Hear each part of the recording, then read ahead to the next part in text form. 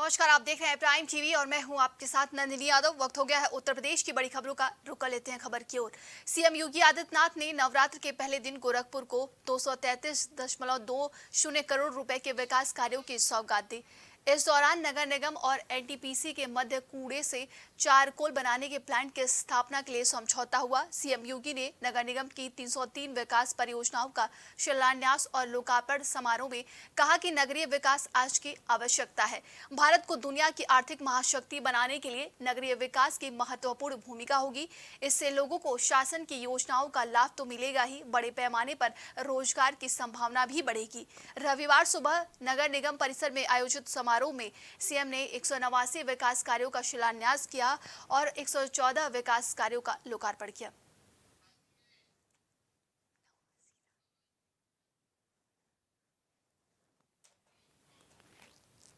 खबर औरैया से है, जहां के कस्बा फफूंद में ऐतिहासिक रामलीला शंकर जी की बारात की तैयारी को लेकर सीओ भारत पासवान फफूंद थाना अध्यक्ष विनोद कुमार पुलिस बल के साथ मौजूद रहे।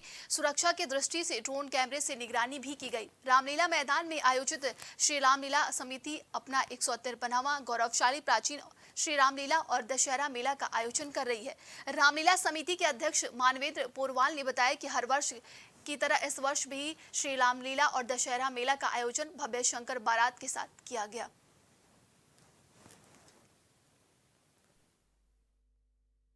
ये रामलीला बारात, जैसा कि आप सभी को पता है कि त्योहारों का मौसम शुरू हो गया है और अभी आज से महारानी नवरात्र का दुर्गा जी का जो त्यौहार है शुरू हो रहा है। इसको लेकर के आज यहाँ फफूंद क्षेत्र से राम बारात निकलेगी। इसके लिए सुरक्षा प्रबंध के लिए अभी ड्रोन कैमरे से हम लोग निगरानी रख रहे हैं। ड्रोन कैमरा अभी उड़ाया जाएगा। आगे ड्रोन कैमरा रूट व्यवस्था पहले से देखी जा चुकी है। पीस कमेटी की मीटिंग भी हो गई है। पर्याप्त पुलिस बल की सुरक्षा यहाँ लगाई गई है। सकुशल ये राम बारात यात्रा कराई गई।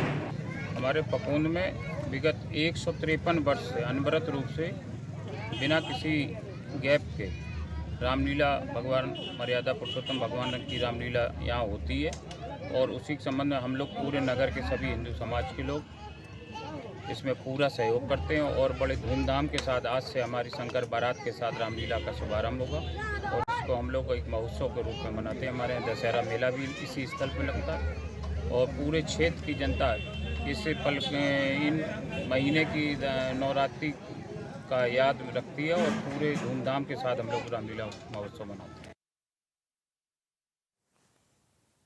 खबर प्रयागराज से है, जहां संगम नगरी प्रयागराज में नवरात्रि के मौके पर कलश स्थापना के साथ साथ घर घर देवी के अलग अलग 9 स्वरूपों को पूजा करने का दौर शुरू हो गया है, जिस पर ज्योतिषाचार्य हरि कृष्णा शुक्ला की प्राइम टीवी से खास बातचीत हुई। आप भी सुनिए ज्योतिषाचार्य हरि कृष्णा ने क्या कुछ कहा है।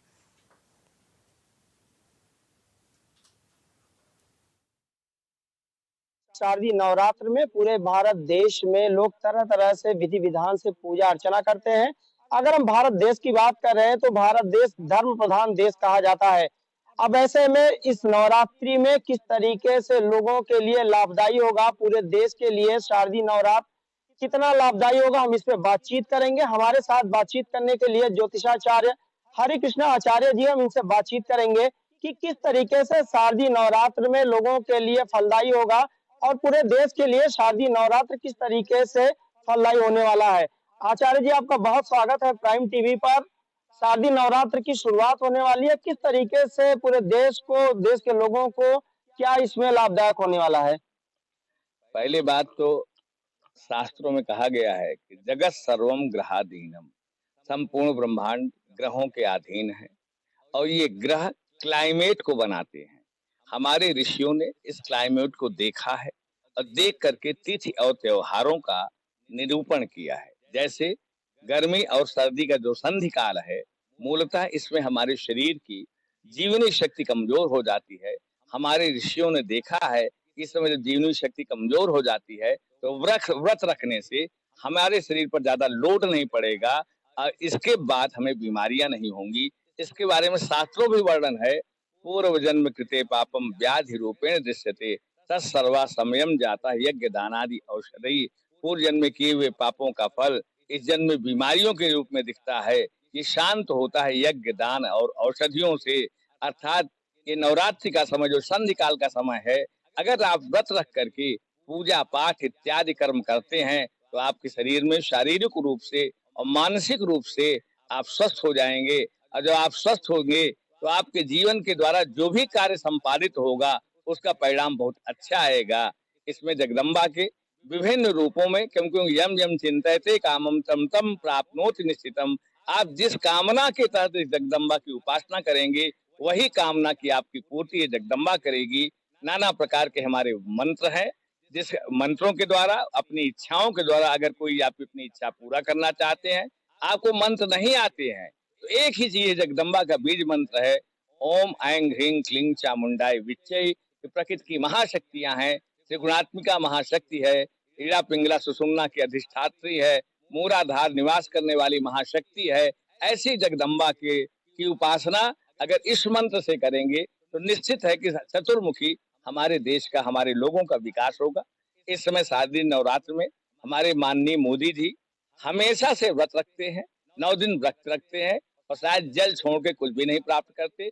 देश के कल्याण के लिए जिस तरह से पूरे विश्व में एक अशांति का दौर चल रहा है, लोग एक दूसरे के भूखे प्यासे खून के प्यासे हो रहे हैं, जिस तरह से इजराइल और हमास का युद्ध चल रहा है, जिस समय हमारा यूक्रेन और रूस का युद्ध चल रहा है, इतने बड़े हिंसक वातावरण में कोई शांति का दूत, कोई पवित्र आदमी ही, अच्छी स्वस्थ शारीरिक और मानसिकता के से युक्त आदमी ही इन लोगों के बीच में इंटरवेन करके इस मानवता के विनाश के लिए होने वाले युद्ध को रोकने का प्रयास कर सकता है। वैसे यह जो नवरात्रि का समय है, ये कामधेनु तुल्य फलदायी है। जिस भावना के साथ उस जगदम्बा की जिस भी तरीके से उपासना करेंगे अवश्य पाप प्राप्त होगा, इसमें कोई संशय की बात नहीं है।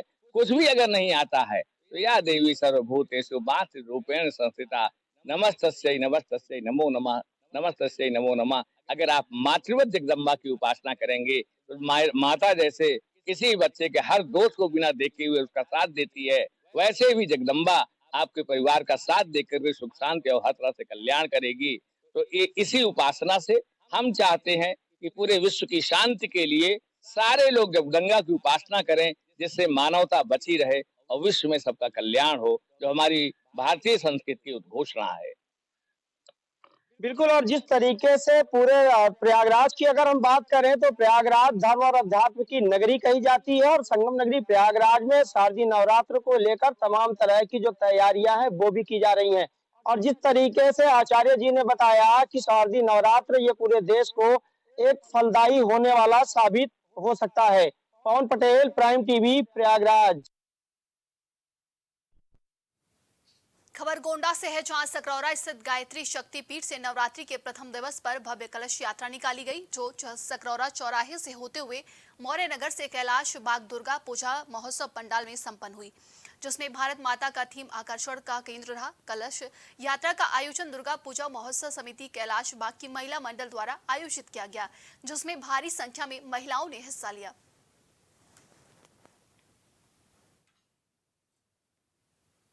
अब खबर औरैया से है, जहां से शारदीय नवरात्रि का पर्व आज से प्रारंभ हो गया। हिंदू धर्म में माता रानी के पर्व को धूमधाम से मनाया जाता है। वहीं दिव्यापुर थाना क्षेत्र के अंतर्गत ग्राम हरराजपुर में एक मुस्लिम परिवार में भी ऐसी भक्ति की भावना जगी कि वो पिछले 5 वर्षों से माता रानी के इस पर्व को धूमधाम से मनाते हैं। यही नहीं, वो प्रत्येक नवरात्रि को गाँव में माता रानी की मूर्ति की स्थापना भी करते हैं। दिव्यापुर थाना क्षेत्र के ग्राम हरराजपुर निवासी एक मुस्लिम व्यक्ति खलील अहमद है, जिन्होंने माँ दुर्गा की मूर्ति स्थापित कराई है। वहीं मुस्लिम समुदाय द्वारा मूर्ति स्थापना कराए जाने से गांव के लोगों में हर्ष का माहौल है। लोगों ने जानकारी दी कि खलील अहमद बीते लगभग 5 वर्षों से प्रतिवर्ष नवदुर्गा पर्व पर माता रानी की पूजा अर्चना करते हुए कार्यक्रम करते हैं। उनका कहना था कि गांव में सिर्फ एक ही मुस्लिम परिवार है और आज तक खलील अहमद और उनके परिवारजनों ने ग्रामीण से भी कोई शिकायत नहीं की है। वहीं खलील अहमद ने जानकारी देते हुए बताया कि जैसे ही मां दुर्गा का पर्व आता है तो वो सभी काम बंद करते हुए माता की भक्ति में लीन हो जाते हैं। मूर्ति स्थापना के दौरान उप निरीक्षक सोनी रावत भी मौजूद रहीं। पुलिस अधीक्षक चारू निगम के निर्देश पर नवरात्रि त्योहार को लेकर पुलिस व्यवस्था के सुरक्षा इंतजाम किए गए हैं। बस खलील भाई को देख के थोड़ा हिंदू मुस्लिम एकता के ऊपर थोड़ा नज़र जाती है कि हाँ, इनके साथ रह के अच्छा लगा हमें। और बस मेन चीज़ ये है कि लोग यहाँ पे हिंदू मुस्लिम बना के रहते हैं, इससे लड़ना उससे झगड़ना, पर ऐसा यहाँ कुछ नहीं है। हमारे गांव में, देश में कुछ भी चल रहा हो, पर हमारे गांव में देखने को मिल रहा है कि हमारे भाई साहब मेरे साथ हैं। बस इनके लिए एक ही बात कहना चाहेंगे कि समाज की तरफ इशारा करते हुए कि क्या बनाने आए थे और क्या बना बैठे। कहीं मंदिर बना बैठे, कहीं मस्जिद बना बैठे। हमसे अच्छी तो जात उन परिंदों की है, कभी मंदिर पे जा बैठे, कभी मस्जिद पे जा बैठे। इस समय प्राइम टीवी की टीम दिव्यापुर थाना क्षेत्र के अंतर्गत गांव हरराजपुर में पहुंची है, जहां हिंदू और मुस्लिम की एकता देखने मिला। आज नवरात्रि का पहला पर्व है। आज खलील भाई जो इस गांव के निवासी हैं, उन्होंने माता रानी की स्थापना कराई, यहां पर पूजा अर्चना भी की, आरती भी की, और हिंदू समाज से भी लोग हमारे साथ में हैं। मैं खलील भाई से जानना चाहता हूँ क्या उनकी आस्था के विषय में क्या कहना चाहेंगे। जहाँ तब देखा जाता है हिंदू मुस्लिम लिए काफ़ी विवाद बने रहते हैं जनपद के शहरों में और मुल्क में, तो उसको लेकर प्रत्येक कैसे बनते हैं, क्या कहना चाहेंगे लोगों से।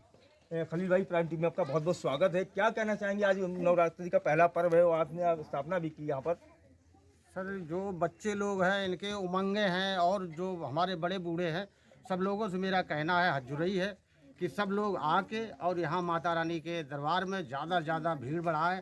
और उसके बाद पर साल अगर 1000 आदमी दिखता था तो इन साल अगर 2000 दिखे तो और अच्छा होगा। और ये 5 साल से कार्यक्रम बढ़ता ही चला आ रहा है और ज़्यादा से ज़्यादा तादाद में यहाँ भीड़ जुड़ती है और जुड़ती रहेगी। खलील भाई, एक मुस्लिम समाज से आप संबंध रखते हैं, मुस्लिम हैं, आपको कैसे एक मन में आया कि यहाँ पर स्थापना की जाए, यहाँ पूजा की जाए और लोगों को सहयोग किया जाए। सर, ये मैंने जब से पैदा हुआ हिंदू धर्म में पैदा हुआ और मैं जीना मरना सब कुछ मेरे लग आया है। ये कि हमारी तीसरी पीढ़ी गुजर रही है, आज चौथी पैदा भी हो चुकी है, लेकिन सर अब तक मुझे ये एहसास नहीं हुआ कि मैं एक हिंदू गांव में रहता हूं और मुसलमान का क्या दर्जा होता है, क्या हिंदू, ऐसा कुछ नहीं मुझे मिला। यहाँ प्यार के अलावा कुछ नहीं मिलता है, प्यार बहुत है इस गांव के अंदर। इससे पहले भी आपके पूर्वज रहे होंगे यहाँ पर। हाँ, उनको भी सुख मिला है, जब ही तो हम लोग डटे हैं ना। अब तक हमारे काफ़ी चाचा लोग सब लोग चले गए हैं बाहर, लेकिन हम लोग नहीं यहाँ से हट पा रहे हैं। कोशिश करते हैं लेकिन हमारी इतनी लोग मोहब्बत करते। आनंदी भी हमारे साथ खड़े हुए हैं और जो हिंदू समाज से रखते हैं, इनसे पूछना है यहाँ पर हिंदू मुस्लिम क्या कहेंगे। आनंद जी, यहाँ पर एक मूर्ति की स्थापना की नवरात्रि का पर्व पहले दिन चालू हो चुका है और बहुत अच्छी बात है कि हिंदू मुस्लिम में एकता देखने को मिली। क्या कहना चाहेंगे आपसे।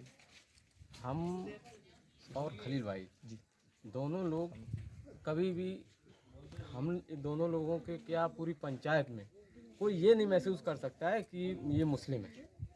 हम लोग खुद इस तरह से उनको प्यार देते हैं, वो भी हमको उसी तरह से मतलब प्यार भरा सम्मान देते हैं।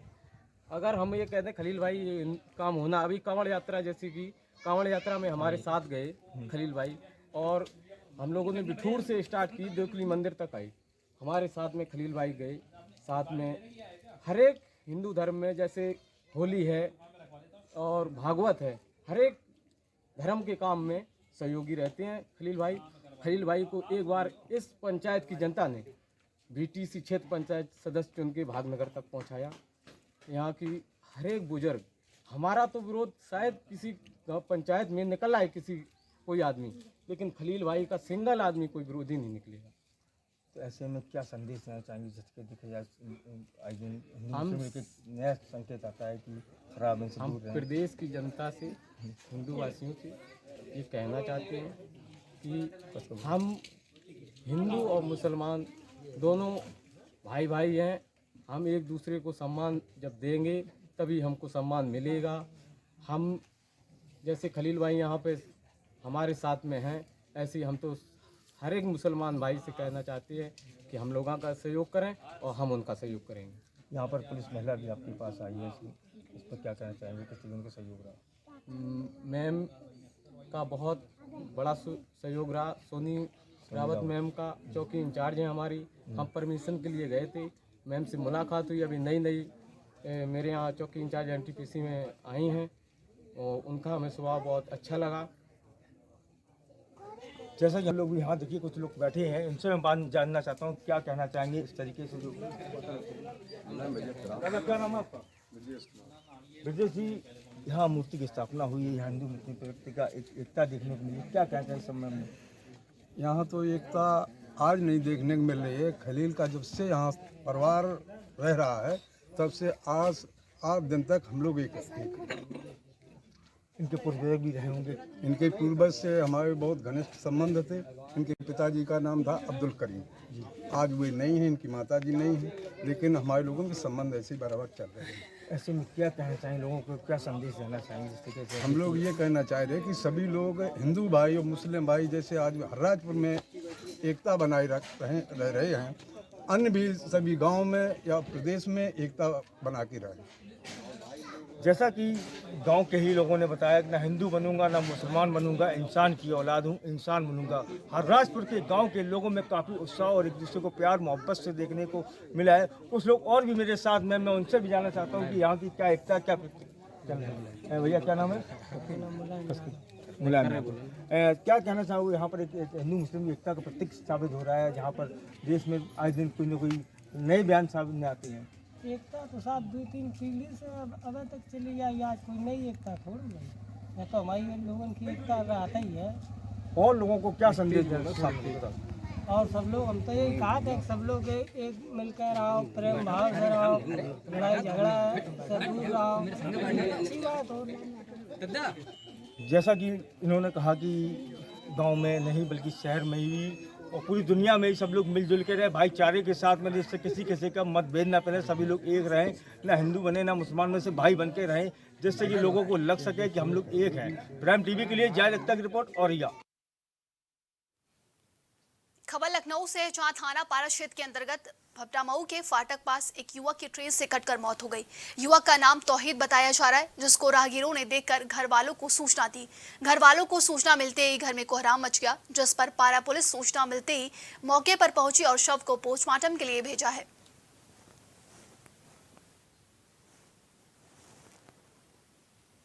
खबर सहारनपुर से है, जहां थाना सदर बाजार कोतवाली में तैनात एक सब इंस्पेक्टर ने गृह कलेश से तंग आकर खुदकुशी करने की कोशिश की। दरोगा ने paper mill road railway track पर ट्रेन के सामने कूदकर आत्महत्या की कोशिश की है।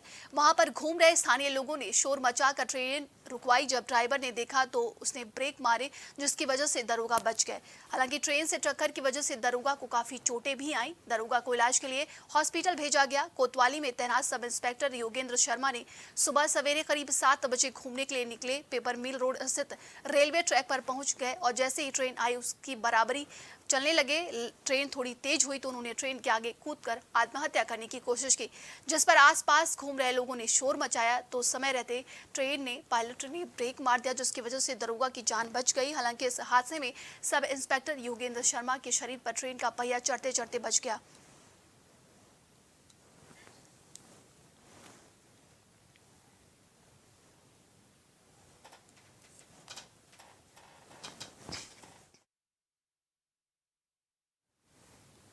अब खबर प्रयागराज के हंडिया थाना क्षेत्र से है, जहां एक युवक को सोशल मीडिया पर जान से मारने की धमकी मिल रही है। युवक ने बताया कि हमारे सोशल मीडिया पर राजकमल जान से मारने की धमकी दे रहा है और दबंग सोशल मीडिया पर फोन पर आए दिन गाली गलौज और जान से मारने की धमकी देता रहता है। कई बार दबंगों द्वारा जानलेवा हमला भी किया गया। शोरगुल मचाने पर भाग जाते हैं, जिसकी शिकायत स्थानीय थाना समेत उच्च अधिकारियों को की। कई बार लिखित प्रार्थना पत्र भी दिया।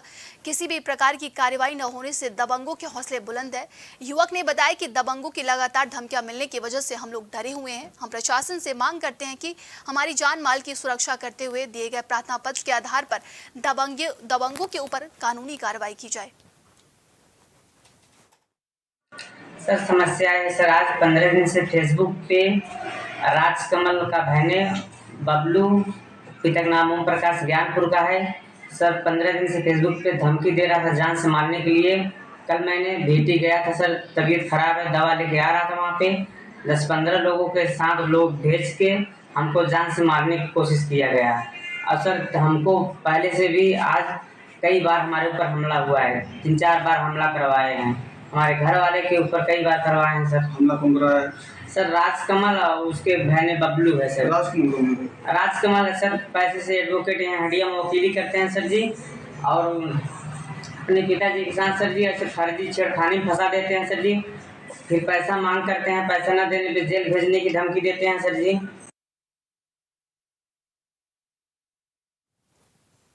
खबर लखनऊ से जहां यूपी एसटीएफ को बड़ी सफलता मिली, जिसमें यूपी मुख्यमंत्री का प्रोटोकॉल अधिकारी और सचिव बनकर विभिन्न विभागों में ट्रांसफर, पोस्टिंग और महत्वपूर्ण राजनीतिक पद और टेंडर दिलाने के नाम पर ठगी करने वाला रामशंकर गुप्ता अपने साथी अरविंद त्रिपाठी के साथ गिरफ्तार किया गया। पकड़े गए अभियुक्तों के पास से एसटीएफ ने कई अहम दस्तावेज भी बरामद किए। ये दोनों ट्रांसफर, पोस्टिंग और टेंडर के नाम पर करोड़ों की ठगी कर रहे थे।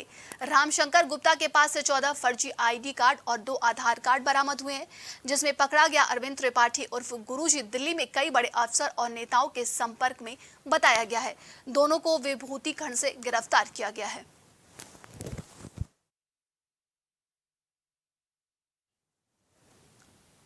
अब खबर औरैया से है, जहां फंफू थाना अध्यक्ष विनोद कुमार के नेतृत्व में एक टीम ग्राम शेरपुर सरैया पहुंची, जहां पर पुलिस ने मुनादी करते हुए अभियुक्त सुनील कुमार पुत्र हरिकिशन के ऊपर जिलाधिकारी के आदेश से गुंडा एक्ट की संस्तुति किए जाने के उपरांत जिला बदर की कार्रवाई की गई।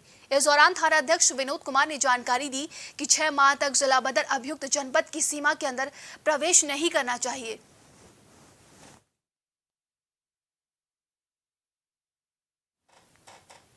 खबर कानपुर से है, जहां घाटमपुर कस्बा स्थित कुष्मांडा देवी के पास तेज रफ्तार डंपर ने ओवरटेक करते हुए बाइक सवार को सामने से जोरदार टक्कर मार दी। वहीं हादसे में बाइक सवार हेड कांस्टेबल समेत साथी की मौके पर ही दर्दनाक मौत हो गई। राहगीरों की सूचना पर पहुंची पुलिस ने परिजनों को सूचना देने के साथ दोनों के शवों को पोस्टमार्टम के लिए भेजा। जानकारी के अनुसार सियोढारी गाँव निवासी संतोष कुमार हेड कांस्टेबल के पद पर कार्यरत थे और फर्रुखाबाद कोतवाली में तैनात थे। पुलिस आगे की कार्रवाई में जुटी हुई है।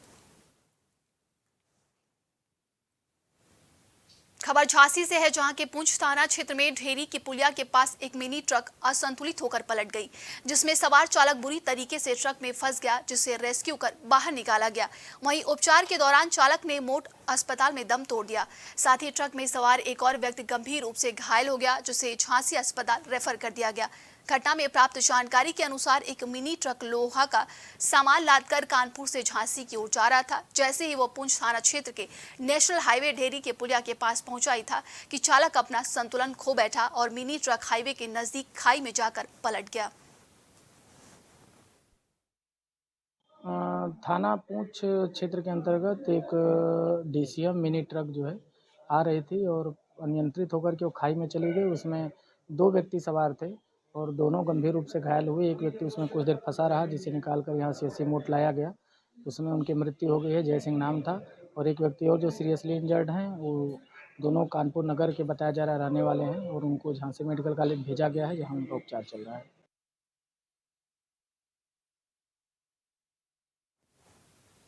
खबर उत्तर प्रदेश के संभल से है, जहां से बड़ा हैरान करने वाला मामला सामने आया है। जिले की एक पुलिस चौकी के निकट ट्रैक्टरों के पार्ट्स अवैध रूप से जनरेटर बनाए जाते थे। पुलिस को भनक लगी तो छापेमारी की गई। कार्रवाई के दौरान चौंका देने वाला खुलासा हुआ है। पुलिस की छापेमारी में 1000 से ज्यादा ट्रैक्टरों के हजारों पार्ट्स मिले हैं। ट्रैक्टर के पार्ट से जनरेटर और अन्य उपकरण बनाए जा रहे थे। पुलिस ने 4 लोगों को हिरासत में लिया है, उनसे पूछताछ कर रही है। कार्रवाई के दौरान एसएसपी के नेतृत्व में कई थानों का पुलिस बल और पीएससी के जवान मौजूद रहे। मामला जिले के नखासा थाना इलाके की रायसत्ती पुलिस चौकी के करीब का है। पुलिस ने मुखबिर की सूचना पर रायसत्ती पुलिस चौकी के निकट बनी मार्केट में दुकान और गोदाम पर छापा मारा। पुलिस कार्रवाई से बाजार में हड़कंप मच गया। पुलिस ने इन दौरान काफी संख्या में ट्रैक्टरों के पार्ट्स और उनसे बने उपकरणों को भी बरामद किया है। नखासा के अंतर्गत राय चौकी के पास एक मार्केट है। मार्केट के अलावा कुछ गोदाम है, जहां पर ट्रैक्टर को चोरी करके काट कर विभिन्न पार्टों को अलग करके कुछ जनरेटर इत्यादि बनाकर और अन्य कामों के लिए बेचने की बात हुई थी। इस संदर्भ में आज छापेमारी की गई है और बृहद संख्या में ट्रैक्टर्स के पार्ट्स मिले हैं, जिन्हें लिंक किया जा रहा है। इस संदर्भ में कुछ लोगों को हिरासत में लिया गया है। शीघ्र ही जांच करते हुए अभियोग पंजीकृत कर अग्रिम कार्रवाई की। अभी के उत्तर प्रदेश की खबरों में बस इतना ही। देश और दुनिया की तमाम खबरों के लिए आप देखते रहिए प्राइम टीवी।